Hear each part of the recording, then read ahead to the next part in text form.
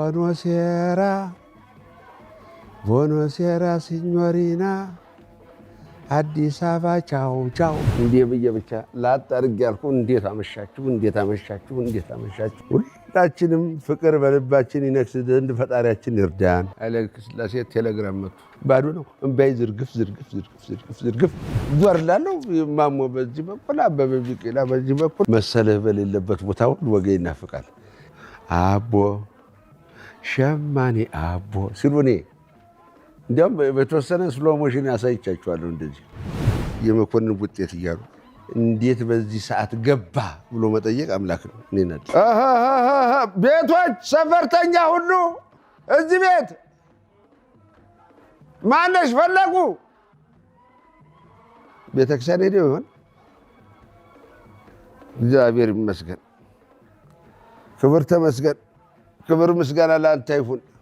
አሁንም ሀገራችንን ሰላም አድርግልን፣ ልጆቻችንን እናሳድግልን፣ የልጆቻችንን የሀገር ፍቅር አለምልምልን። አባቴ እኛ በመኖራችን የአባቶቻችንን ባህል አስጠብቀን አይደለም የኛም ባህል የኛም እምነት ተጠብቆ እንዲኖር በልጆቻችን ልብ ውስጥ ፍቅርህን አጽናልን።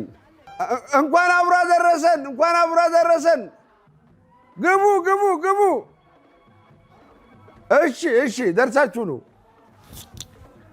ወይ ታሪክ የኔ ጠያቂ። እንግዲህ በዘጠናዎቹ ወይም ስለ ዘጠናዎቹ ምን ትላለህ ብላችሁ ብትጠይቁኝ በዘጠናዎቹ እንደው እርስ በርስ መተላለቅን እርስ በርስ መጠፋፋትን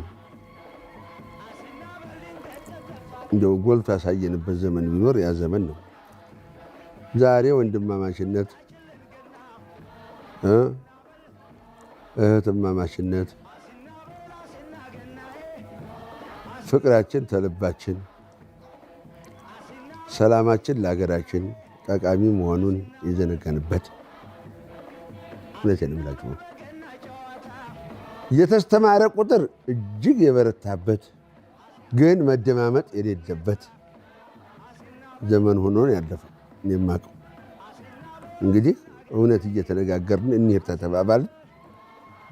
ይሄ ነው። ይሄ ለምን ሆነ ስንል የኢትዮጵያ ሕዝብ ለተስተማረው ልጁ ያለው ክብርና ፍቅር እጅግ የላቀ ነው።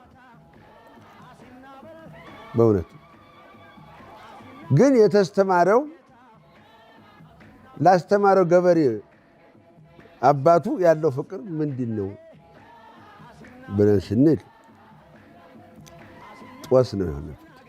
ባላቸው እውቀት ላይ ፍቅር፣ ሰላም፣ አንድነትን ሰብከውበት ሰርተውበት ቢኖሩ ኖሮ ሀገራችን ተተረጅነት ወጥታ እውነት ነው መረዳት እኮ ያሳፍር ነበረ ፊት። አሁን መረዳት ምንም አይመስለንም። ዓለም በሙሉ ረዳን፣ ሰጠን፣ ምንም የነፈገን የለም። እኛ ያን አብቃቅተን አልተጠቀምንበትም። ጭራሽ የረሃብተኛውን ወገናችንን ያልተማረውን ባለመማሩት ይመጣደቁበት ፈሪሃ እግዚአብሔር ርቋቸው ሲጫወቱበት ያየነው። ይሄ የዘጠናዎቹ ትዝታ ብትለኝ ተኋላ የመጣና እያደገ የደረሰበት ዘመን ነበረ። እኔ እሱን ማስታወስ አልፈልግም፣ ማውራትም አልፈልግም። ግን ከዛ ይልቅ በዘጠናዎቹ እንደው እድሜው ተሰጠኝ ነው የምላችሁ። መድኃኔዓለም ሀገራችንን የት ሊያደርስልን የት ዓለም አናት ላይ ሊያስቀምጠን የሚችልበትን ታሪክ እነግራችኋለሁ። የድፍን ኢትዮጵያዊ አንድነት ከ90 ዓመት በፊት ዓለም ላይ አለ ብሎ የተነገሰውን የጣሊያን ጦር ይገባሃል፣ እንካ ቅመስ፣ ይኸውልህ፣ ያዝ እንግዲህ፣ በል እንግዲህ እያለ የሀገሩን ነፃነት ያስከበረበት አያት ቅድሚያት የነበሩ ልጆች መሆናችንን መዘንጋት እንደሌለብን ላስታውሳችሁ እወዳለሁ። ያ ሁሉ መስዋዕትነት የተከፈለ ለሀገር አንድነት ሲባል ለኢትዮጵያዊነት ሲባል ነው። እኛ የዛ ልጆች ነን፣ የነዛ ልጆች ነን። ይህን ልናውቅ ይገባል። ምንጊዜም ኢትዮጵያ ብለው ነው የወጡት። እኔ ራሴ በ90ዎቹ 3 ሆነን የገጠምነውን ሰራዊት አስታውሳለሁ። 3 የጣሊያን ባታሊዮን ለ3 ገጥመን በአሸናፊነት ድል የተጎናጠፍንበትን ታሪክ አውቃለሁ። ይሄ የት ሆነ ያላችሁኝ እንደሆነ ጓሃጤዎን ላይ ነው። ጓሃጤዎን ላይ የአገር ዳር ድንበር ለማስጠበቅ 24 ሰዓት ሳንተኛ እንዲህ ብለን ነፍሱን ይማረው ፈንቴ ይባላል ባልንጀራዬ። እሱ ሲገልጥ እኔ ጨፍናለሁ፣ እኔ ስጨፍን እሱ ይገልጣል። እንዲህ እያልን 24 ሰዓት እንጠብቃለን። በኋላ የኛው ፌርማቶሪ መጣና ነፍሱን ይማረው እውነቱ ቦታ ነው ያለው ባሻለኛ ቤት 90 ባታሊዮን ጦር ታች እየመጣ ነው ወደዚህ ሲል ፈንቴም ነበረ ነፍሱን ይማረው። እስከ መቼ እየመጡ ይወጉናል? ለምን እኛ ሄደን አንወጋቸው? ሁለታችን አለኝ። ሳስበው እውነቱን ነው። ሁሌ እነሱ እኛ ያለንበት እየመጡ ነው የሚወጉን። በምጥዋ ነው የገቡት መጀመሪያ። በኋላ ሄደን አመሻሹ ላይ ደረስን። እዛ ቦታ ስንደርስ ተርቀን ድምጣቸውን ነው የሰማነው። ምን ይላሉ ጣሊያኖቹ?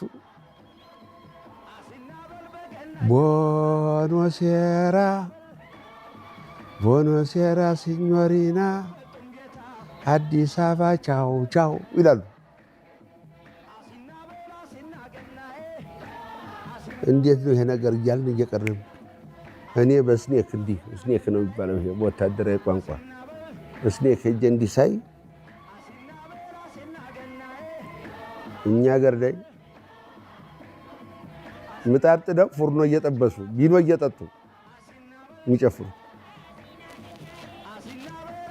በኋላ ፈንቴን የእናቴ ልጅ እኔ ታች ልውረድ እነሱ ጋር ማላቸው አንተ ተላይ ሁንና አደናግር ተኩስልኝ አልኩት። እውነቴን ነው የምልህ። አሁን ድረስ ፊቴ ላይ ያለ ፈንቴ ቅልጥፍናው፣ አይ ጠመንጃ አያያዝ፣ አይ ቀለህ አጎራረስ። እኔ ተሰናበትኩ፣ ተሞትኩም ሞትኩ ነው እንግዲህ ለሀገር ነው የሞትኩት። እንዳታለቅስ ብቻዬን ቀረው ብለህ እንዳታለቅስ ብዬ ተሳስመን እኔ ወረድኩ። ፈንቴ በሱ ረጅም ለመንጠመንጃ ተዚህ በኩል እዋ አያደርግልህና እንከባለልና በዚህ በኩል በእኔ አጭር ምንሽር እዋ እንደገና ወደዚህ ሄደ እዋ አይርዋል። የመጀመሪያው ሲተኮስ ነው ጸጥ ያሉት። እንዲህ እያሉ ከስሮ ነው የቴኒስ ኳስ የሚያዩ ነው ይመስላል። የዛ ጊዜ እኔ የት ነኝ? መሀላቸው ገብቻለሁ። ጣሊያኖቹ መሀል ፈንቴ አስተጓጉሶ አሁን እንደው ክፋት እንደው አይ ክፋት አይ ወጣትነት አንዳንድ ጊዜ አዝብረህ እንዳታስብ ያደርጋል። ከዛ ላይ ሆኖ ያንን ፉርኖ ደርሷል እኮ ሊበሉትስ መሀል ለመሀል ዋ አርጎ ይተኩሰው ብትን ይላል። እዛ ገባውልሃ አይ ጎራዴ አያያዝ አሁን እንደሱ ይዛለሁ። አያሰናዘር አሁን እንደሱ ልሰነዝራለሁ።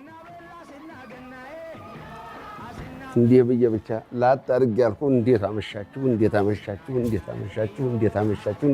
አላልኩም። አንድ ሰው እግዚአብሔር ይመስገን ይልኝ ፍጥነት ለማን ነው ይሄው ሊሆን ለሀገር ለዳር ድንበር እውነቴን ነው። ያ ትውልድ አሁን አንተ ዘጠናዎቹ የምትለውን አለማፍራት ይገርመኛል፣ ያሳዝነኛል። ልንፋቀር፣ ልንግባባ፣ ልንዋደድ፣ አንድ ልንሆን ሲገባ ከዛ በኋላ ነው ተኛ በኋላ ያለው ትውልድ ያንን ይዞ አልተነሳም። የተነሳው የማያውቁትን ይዘው ተነሱ። ቼኩ ቬራ አሉ። እዚህ እኮ በላይ ዘለቃል እነ ራስ አበበ አረጋ አሉ፣ እነ ራስ መስፍን ስለሺ አሉ። ምን አሉ ዘፈኑ ላይ ምን ይሉልሃል? እንደ ሆቺ ሚኒ እንደ ቼኩ ቬራ ዘፈኑ። የእነሱ መጽሐፍ አንብበው የእኛን ዘንግተው አጓጉል ሆነው አለቁ። እነሱ ስልሳዎቹ ላይ እኛ ያቀበልናቸው ሌላ ነው፣ እነሱ የተቀበሉት ሌላ ነው። በኋላስ ይኸው አለ እርስ በርሳቸው። ዘጠናዎቹን እኔ በመራርነቱ እንጂ የማስበው የማስታውሰው ምን ተፈጠረና በዘጠናዎቹ ብዬ ልንገርህ። እኔ ራሴ የለሁም በዘጠናዎቹ።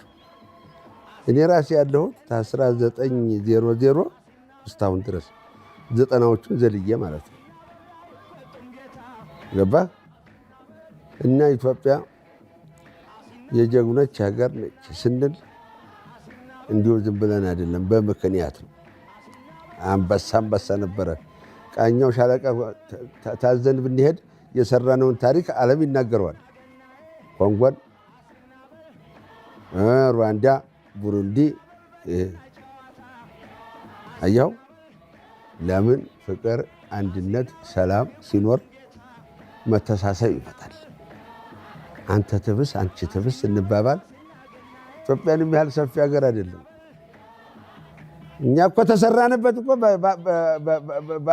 ባርሲ ማነው ትንሽ ከተማ ወይ ደግሞ በወሎ ስፋት አርሰን ብንበላ እኮ ዓለም እናጠግባለን። ግን አሁን እንበላላበት ጀመረ። እኔ በሱ አዝናለሁ። እሱ ይቅርብህ፣ አይጠቅምም።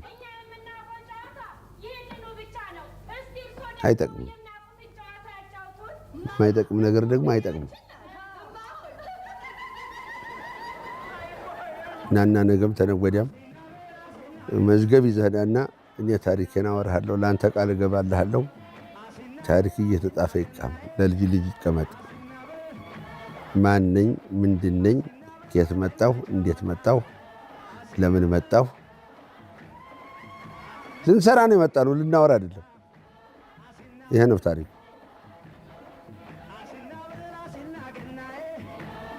ገና የፈጣሪያችን ቀን ነው። ማንም ፈጥሮ ተደሰተ ይላል እኮ። ሰውን ፈጥሮ ነው የተደሰተው። የሰው ልጅ ተመውደዱ ተማፍቀሩ የተነሳ በአምሳሉ ፈጠረው። ታዲያ እኛ እርስ በራሳችን መባላታችን ያሳዝነዋል እንጂ ያስደስተዋል በጭራሽ። ስለዚህ አሁንም ለመላው የኢትዮጵያ ሕዝብ ልቦና ገዝተን ወደ ነበርንበት ድሮ ፍቅራችን ተመልሰን አገራችንን ኢትዮጵያ ለማበልጠግ የማንም ተረጂ ላለመሆን በአንድነት መነሳት ይኖርብናል። ባህላችንን ጠብቀን እምነታችንን አጥንተን በሀገራችን ኢትዮጵያ ሰላም፣ ፍቅር እንዲነግስባት አንድ አምላካችን እግዚአብሔርን መጠየቅ የሁላችንም ወላጆች የተባልን ዜጎች በሙሉ ግዴታ ነው። ምን አልከኝ? እኔ ወዲያ ዓለም አይደለም እንዴ ስለገና አወራ? ለምን አላወራ እንዴ? እንኳን ስለገና አይደለም አርቲ ሙርቲ ወራ ያለም እንዴ? ምን ነካ? ትቀልዳለህ እንዴ? ያውልህ እኔ ገና ሁለት ጊዜ ድል ያገኘሁበት፣ ሁለት ጊዜ። ሁለቱም ትዝታዬ ምንድን ነው? ይኸውልህ አንዱ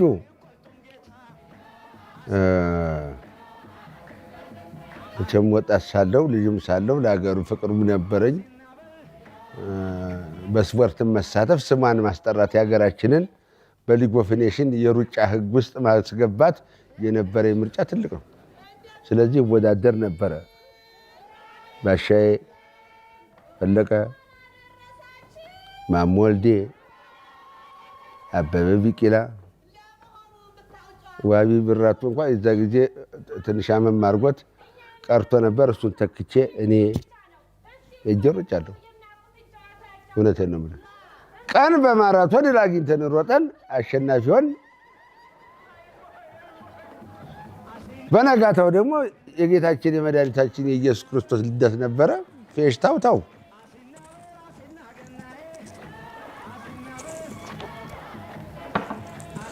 ምን አልከኝ? ሩጫ ነበር ወይ ነበር ወይ?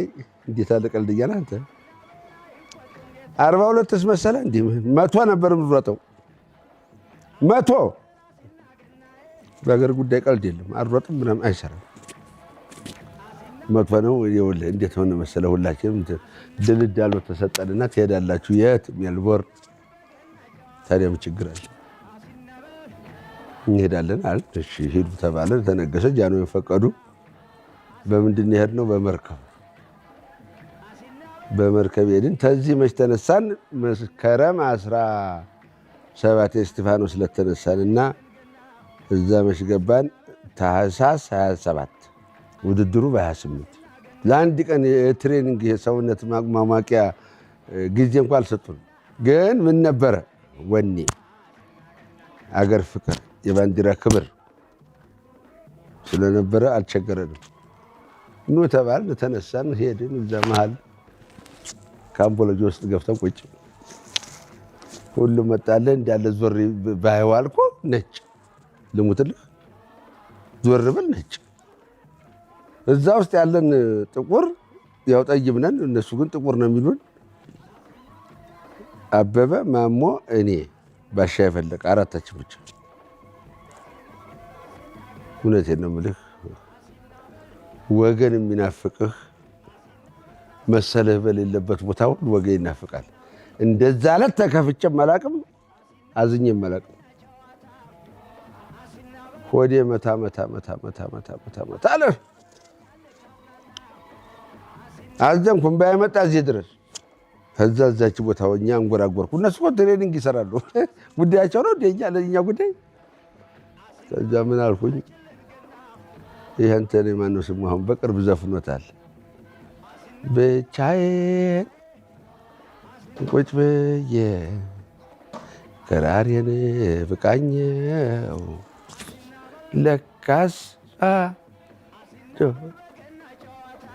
ለካስ ያ አለ ወገኔ አትሌቲክስ ባዶ ነው። እምባይ ዝርግፍ ዞር ላለው ማሞ በዚህ በኩል አበበ ቢቂላ በዚህ በኩል ማነው ስሙ እዛ በኋላ ስንተኛው ደቂቃ ላይ ኑ ተባለ። ተጠራን። የመደዳውን ቆምን። አሁን ደግሞ እዚህ ጋር ሌላ ነገር መጣ። እኛ በሀገራችን የሚታወቀው ሩጫ አጀማመር ላይ 1 2 3 ተብሏል። ግን እዛ ምን አደረጉ? ላጥ አድርጎ ፊሻለ ሽጉጡን እንካቀመስ እዷ አሲል የጠቅላሽ አሽከር ብለው አራታችንም ደግሞ የጠቅላሽ አሽከር ወይ ነበር። ክብር ዘበኛ ነው። እነዚህ ነው የጠቅላሽ አሽከር ብለው ፍቀር አልኩስ። እዛ ስንል እንደዛ እሮጡ ቀደሙ። በኋላ ድሮም ረጋ ያለው ፈለቀ ነው። ባሻ አረባካችሁ ጎበዝ ተመልኮታቸው ሄዱ። ተከተል ተባባልና እየተመዘገዘግን አሉ። አቤት አሯሯጥ። አሁን እንደዛ ሮጣለሁ። በምንስ ሮጣለሁ? እንዴት አድርጌስ ሮጣለሁ? የትስ ሮጣለሁ? ምን መሮጫ አለ? ያ ተባባን ተከታትለን ተካምቦሎጆ ሲያወጡ ደረስባቸው። ምን ዋጋ አለው? በኋላ አለህ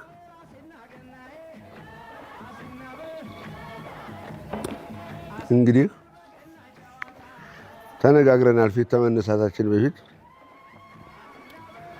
ሁለት መጀመሪያ ፈጥነን እነሱ ሲከተሉት ኋላ ሁለታችን ቀርተን ማድከም፣ በሁለት ሰው ማድከም፣ በሁለት ሰው ሁለት ምድብ ማድከም አለና ስንሮጥ ልክ ከአርባኛው ላይ አበበ አይ ማሞ እኔ አፈር ብላላችሁ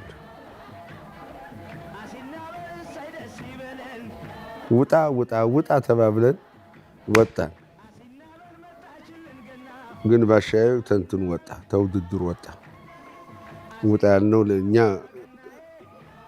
እርስ በርሳችን መነጋገሪያ እኮ ብለን እነሱ ዘንግቶታል። ውጣ ባሻዬ ውጣ ስንለው ወጣ ተውድድሩ። ግድ የላችሁ መድኃኒዓለም አለ አራተኛ 3 አይደለንም ያዝ ተባብለን ስንሮጥ 30ኛ ኪሎ ሜትር ላይ አንድ ቤልጅግ እና አንድ ጣሊያን ሁለት ቀሩ። እኔና አበበ ቀረን። አበበ ተኔ ልምድ ስላለው ምን አለኝ፣ ጠጋ ብሎ መኮንን እዛ መታጠፊያው ላይ እግር በእግር ያዘው እንዳለቀው። ዛሬ እውነቴን ነው። አንተ የለቀከው እንደሆነ ኢትዮጵያንም ወገንህንም ታሰድባለህ። ግድ የለም ያንተ አደራ የትም ወድቆ አይቀርም አልኩ። እኛ ስንሮጥ እነዚህ ግራና ቀኝ የሚያጅቡን ሞተረኞች ደክሟቸው 2 ነው 3 ነው የቆሙት ውሃ እየጠጡ። በኋላ እኔ መታጠፊያው ድረስ ዞር አልኩልህና አቤት ጅብራ እኮ ነው የሚያክለው። እግሩን ያዘው ያለኝ ትዝ አለኝ። ዞር አልኩና ፈፍ አድርጌ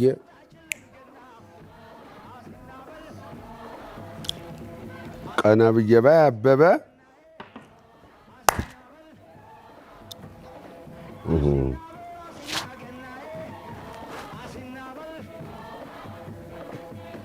እኔን ጣለው ብሎ እሱ አስከትሎት ይሮጣል። ፍየል ያዘኝ፣ ንዴት የሚያዘኝ። እኔ ደግሞ ስናደድ እንደ ነብር ነው የሚያደርገኝ። እንዲህ እያልኩ ነው የሄድኩት። ነብር እንዲህ ሲል ደስ አይልም። እኔ ተነብር የወሰድኩለት ነገር እሱ ነው። ብዙ ጊዜ ውድድር ፍጻሜ ላይ በእሱ ነው የማሸንፈው። እንዴት ዞር ብዬ አቤ ቻው አልኩና 2 ኪሎ ሜትር ለብቻዬ አይ ጊዜ አሁን ልሩጥ ብልስ እንዲህ እሮጣለሁ። ማንስ ያስሮጠኛል? እንዴትስ እሮጣለሁ? እንዴትስ እሮጣለሁ? በየት በኩል ይሮጣል? ካምቦሎጂ ውስጥ ስገባ አቤት ለፈረንጅ አርድቅ ብለህ ነው። እኛ ጋር 3 ቀን ነው፣ እነሱ 40 ቀን ነው። እኛ ለ40 ለቅሶ ነው አይደል? ሰው ሲሞትብን 3 ቀን ምንትን ምንለው። ፈረንጅ 40 ቀን ነው የሚያደንቅህ። ካምቦሎጂ ውስጥ ስገባ ብድግ ቀለላ አቦ ሸማኔ የሚለው ዘፈን ያኔ ነው የተነሳው። አቦ ሸማኔ አቦ ሲሉ እኔ እንዲያውም በተወሰነ ስሎ ሞሽን ያሳይቻችኋለሁ። እንዲህ እያልኩ ገባሁ። እዛ ገመዱን እዚህ ገመድ ነው የሚደረግልን። እዛ ምን አድርገዋል ተንኮላቸው? ላስቲክ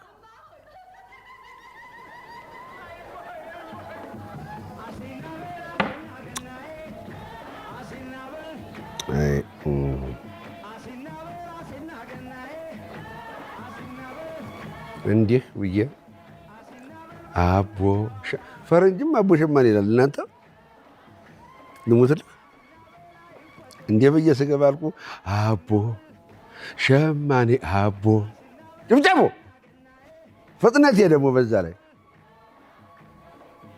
እገባለሁ። ና ተበጠስ አልበጠስም፣ ና ተበጠስ አልበጠስም። እኔ አላወኩም። እኔ ገበር ነው የማውቀው። እዚህም የተደረገልን ክር ነው፣ የልብስ ስፌ ክር ነው። እንደውም ተክርም መጣልህ ጀግናው። ግን ያው አንድ ሀገር ነን። የእሱ ድል የኔ ድል ነው። ምንም አይደንቅም። መጥቶሽ ውልቅ ብሎልህ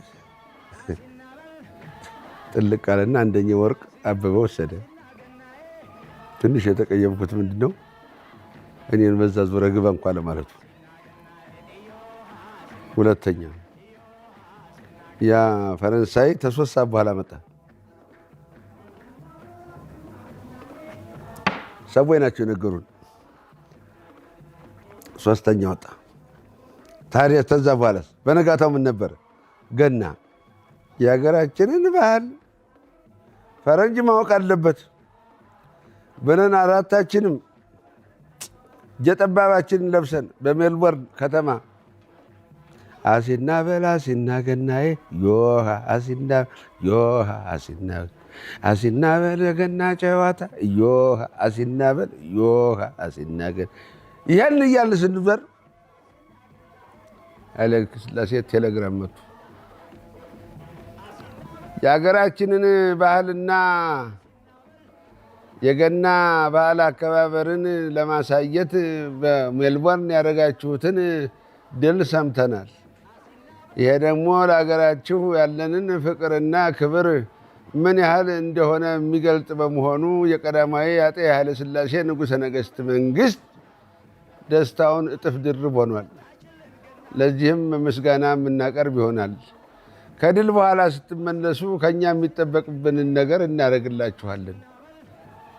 ሁለት ገና አትልም? ጃንሆይ ጋር ደርሶ ይሄ ቀን ሀሳብ ያለው ሰው ቀና ሰው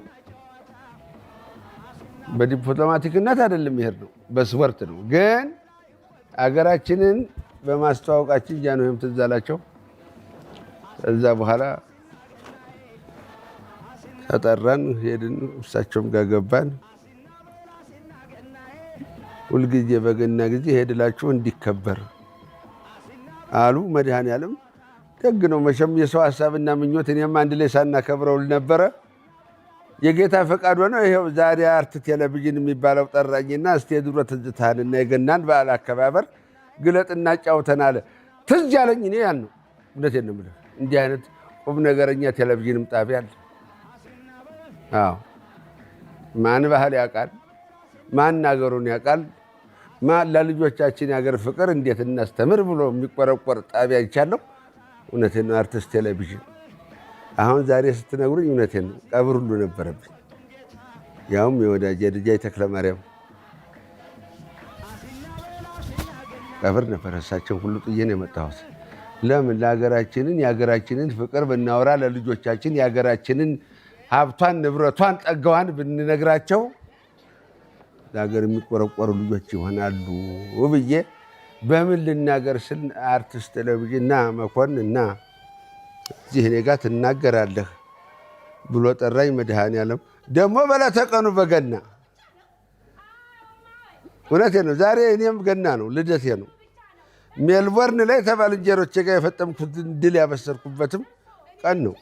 እግዚአብሔር የተመሰገነ ይሁን እና ለእኔ ገና ብዙ ትርጉም አለው። ድላችንም ነው፣ ማሸነፊያችንም ነው፣ ጠጋችንም ነው። እናንተንም እንግዲህ ልጆችን እንኳን አደረሳችሁ ለመድኃኔዓለም ክብረ በዓል። ተሯጭ በፊት እንትን በፊት ማራቶን ተመረጦ በፊት ለመጀመሪያ ጊዜ ስፖርትም የጀመርኩት በሩጫ ነው። ታሪክም የሰራሁት በሩጫ ነው። ሌላው ታሪኬ ደግሞ አለ እነግርሃለሁ። ይሄ ባለፈው የላከው ጫማ መች አለቀ? እኔ እንደውም ዛሬ ገና ነው ብዬ ገና ዛሬ ነው ያደረኩት። ስፒከር ነው እኮ ያሉት እሳቸው። ልጁ ያለው እስቲ አባባ ስፒከርን ከፍ አድርግ ሲላቸው ስፒከር ስኒከሩ ይሄ ጫማው አይ ምን በቻ አደረኩት ገና ዛሬ። ደግሞ እሱ በክረምት ነው የሚደረገው አላልክም? የዛ ጊዜ ትልኩልኛላችሁ። ችግር የለም። አሁን ደህና ነው። እንዲያ ነው ሄጄበትም አላውቅ። የት እሄዳለሁ? ጋሻ ሀብታሙ አለ፣ እሱ ጋር ቁጭ ብለን ያው ወሬያችንን መሰለቅ ነው። እንዲያ ቆንጆ ነው እንጂ ቆንጆ ጫማ። እውነቴን ነው የምልህ። እኔ አሁን በፍራሽ ላይ የሚሄድ ነው ይመስለኝ። አዎ ታዲያ መውለድ ለመቼ ነው? መውለድ ለምንድን ነው? ለምን ወለድኩ?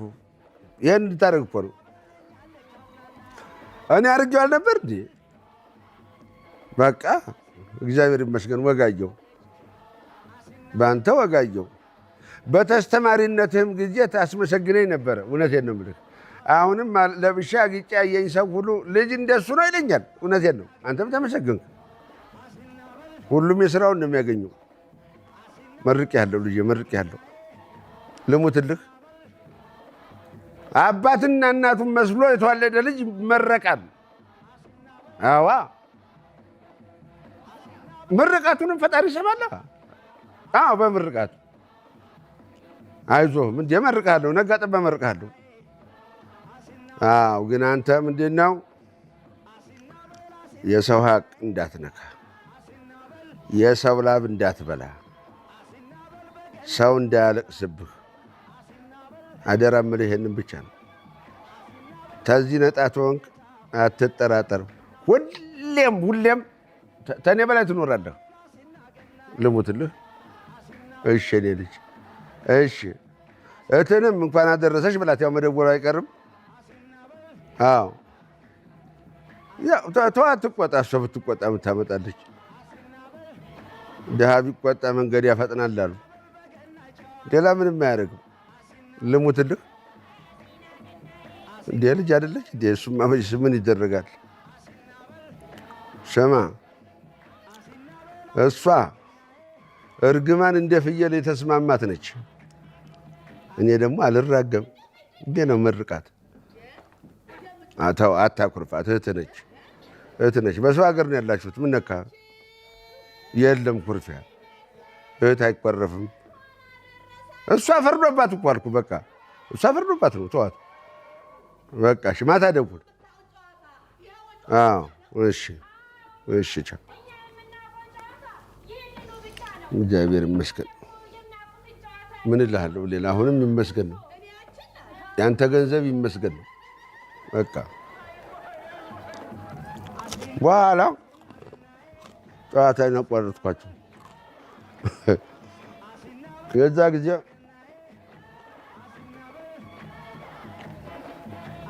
አሁን ብዙ ሰው እኔ ሩጫ የጀመርኩት በማራቶን ይመስል በጭራሽ ሲጀምር ኢትዮጵያ አጭር ርቀት ላይ ሰው የላቸውም ብለው ይሄ ማን ነው ካፍ ነው ካፍ አሉት የሩጫው ድርጅት አትሌት የሚለው ኢትዮጵያን ሲያማ ይሰማሉ ሰዎች። ይህን ደግሞ ጃንሆይ ሰምተዋል። አንድ ቀን ጃልሜዳ ትሬኒንግ በምናደርግ ሰዓት መጡና እናንተ ልጆች እናንተ እያላችሁ ነው ኢትዮጵያ የማትወዳደረው፣ ኢትዮጵያ አጭር ርቀት ሯጭ የላትም የሚባለው። እዚህ ውስጥ አሁን አማርጣችሁ መሮጥ የምትችሉ የላችሁም ሲሉ ጊዜ እዛ ጊዜ ጎበዝ ነኝ፣ ለግላጋ ነኝ፣ ያምራለሁ፣ ሰውነቴም የሞላ ነው፣ የሰጠ ነው። ቢሄድም ብሮጥም ብቆምም ያምርብኛል። ፊታቸው ቀጨልኩና ወታደራዊ ሰላምታ ሰጠሁና ጌታዬ እኔ ብቁ ነኝ አልኳቸው። አምነሃለሁ ነው ያሉ። የእሳቸው በእኔ ላይ እምነት ማደር ምን አመጣ?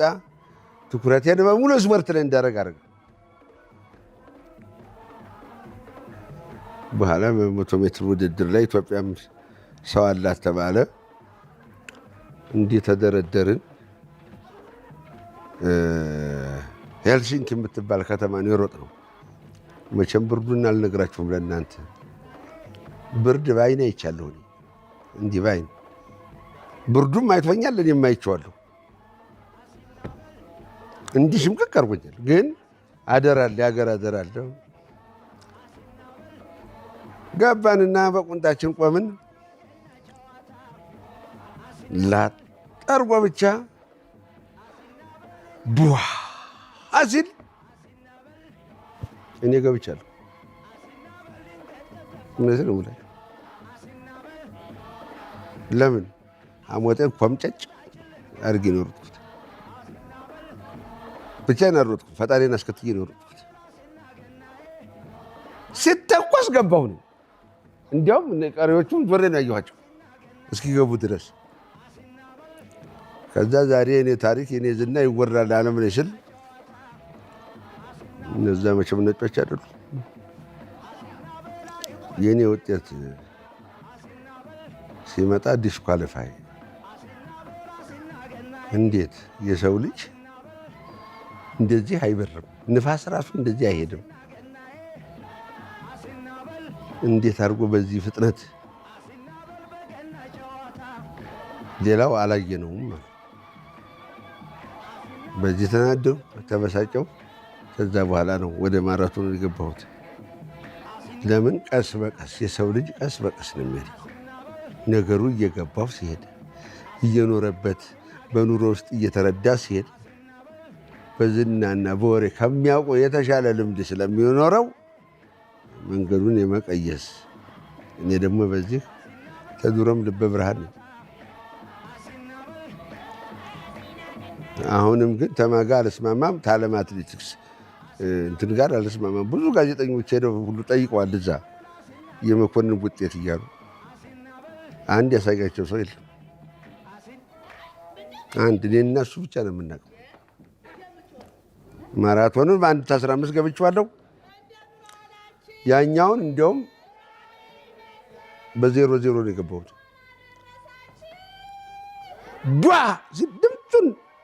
ድምፁ ሲሰማ እኔ ገብቻለሁ። እንዴት ይሉሃል? እንዴት እንደሆነ እኔ ምን አውቃለሁ? እኔን የሰራኝ ፈጣሪ። እንዴት በዚህ ሰዓት ገባ ብሎ መጠየቅ አምላክ ነው። እኔ ናት ገባችሁ? አሁንም የእኛን ድል ታስጠብቁ ዘንዳ ድላችንን ብቻ አይደለም ባህላችንን፣ እምነታችንን፣ ሀገራችንን ይቺ አንድ ኢትዮጵያችንን እንዴት አድርገን መጠበቅ አለብን? እንዴት አድርገን ማሳደግ አለብን? እንዴት አድርገን ፍቅር በዚች ሀገር ላይ ማሳደግ አለብን? ሰላምን ማግኘት እንችላለን የሚለውን የሁላችንም የኢትዮጵያውያን የሌት ተቀን ሀሳብ ነው ሊሆን የሚገባው። ምንም የለም። እንግዲህ ቀሪውን ወደፊት እየመጣው ታሪኩን አጫወታችኋለሁ። እኔም የበኩሌን ለመወጣት ማለት ነው። ለአሁኑ ግን የዛሬውን እዚህ ላይ ያበቃለሁ። ሀገራችን ኢትዮጵያ ሰላም ትሁንልን፣ ልጆቻችን ይደጉልን፣ ልቦና ይግዙልን፣ ሰላሟ፣ ጸጋዋ፣ በረከቷ የበዛ ይሁንልን። ሁላችንም ፍቅር በልባችን ይነግስ ዘንድ ፈጣሪያችን ይርዳን።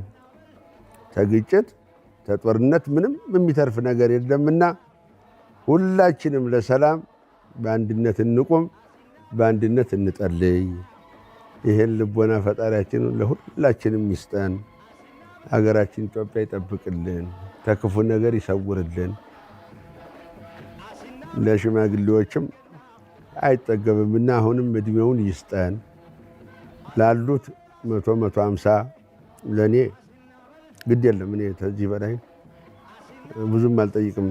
160 ለሆናችሁ 40፣ 30 ለሆናችሁ 50፣ 50 ላይ ላላችሁ 50 ይጨምርላችሁ። ልጆቻችን ግን በበረከትም በጸጋም በእውቀትም በፍቅርም በሰላምም ይንገሱልን። የእኛ ታሪክ በእነሱ ላይ ነው ያለው። አገራችን ኢትዮጵያ ጸጋዋ በረከቷ ይብዛልን። በሉ ለዛሬው እዚህ ላይ በቃኛል። ማነው እዛ ቀብር የደጃች ተክለ ማርያም ቀብር አለብኝ። እዛ ደረስ ልበል። ክፉ ቢመጣ ደግ ቢመጣ በአገር ልጅ መተጋገዝ ይሄ ነው።